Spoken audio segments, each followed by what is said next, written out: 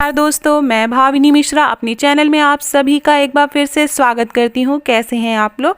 आशा करती हूँ आप सब स्वस्थ और सुरक्षित होंगे। ऋषि पंचमी का व्रत आने वाला है, तो यह व्रत कब है, पूजा का शुभ मुहूर्त क्या है, किस समय हमें पूजा करना सबसे ज़्यादा फलकारी रहेगा और इसका महत्व क्या है, और अंत में मैं व्रत कथा बताऊंगी। तो वीडियो के साथ बने रहिएगा, बहुत ही महत्वपूर्ण जानकारी मैं आपको देने वाली हूँ। पूजा विधि मैंने बताई हुई है, इसका वीडियो जो है मैं डिस्क्रिप्शन बॉक्स में डाल दूंगी, वहाँ से देख सकते हैं, आप मेरे चैनल पर देख सकते हैं। हिंदू पंचांग के अनुसार भाद्रपद के शुक्ल पक्ष की पंचमी तिथि के दिन ऋषि पंचमी का व्रत रखा जाता है। हिंदू धर्म में इस त्यौहार का खास महत्व है। सप्तऋषियों की पूजा की जाती है। इस पंचमी को भाई पंचमी के नाम से भी जानते हैं, क्योंकि इस दिन महेश्वरी समाज राखी का त्यौहार मनाता है। इस दिन महिलाएं सप्तऋषियों की पूजा करके सुख शांति समृद्धि आदि का आशीर्वाद लेती हैं।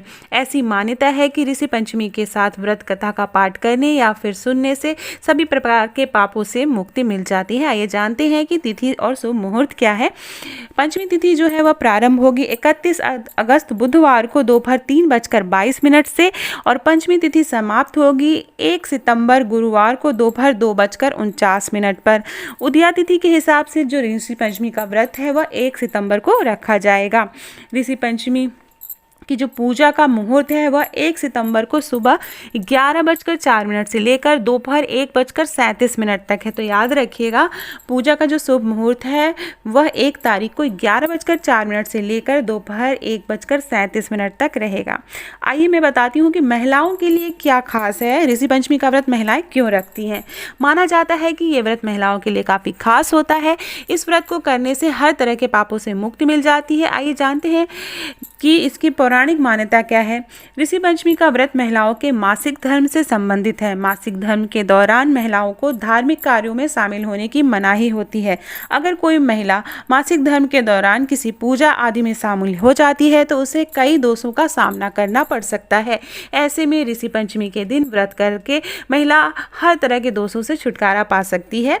ऋषि पंचमी की पूजा विधि मैं शॉर्ट में आपको बता दूं। सुबह सुबह उठकर स्नान करके स्वच्छ कपड़े पहनना चाहिए।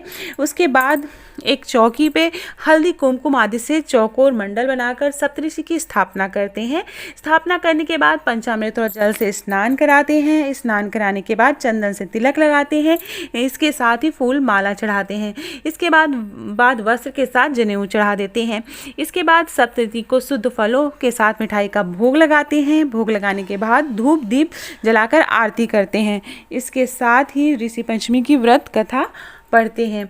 इसके बाद अंत में भूल चूक की माफ़ी मांगते हैं और प्रसाद वितरण करते हैं। पूरे दिन फलाहारी रहकर सप्तऋषियों की विधिवत पूजा करनी चाहिए। तो ये थी पूजा विधि। आइए अब जानते हैं कि इसकी पौराणिक कथा क्या है।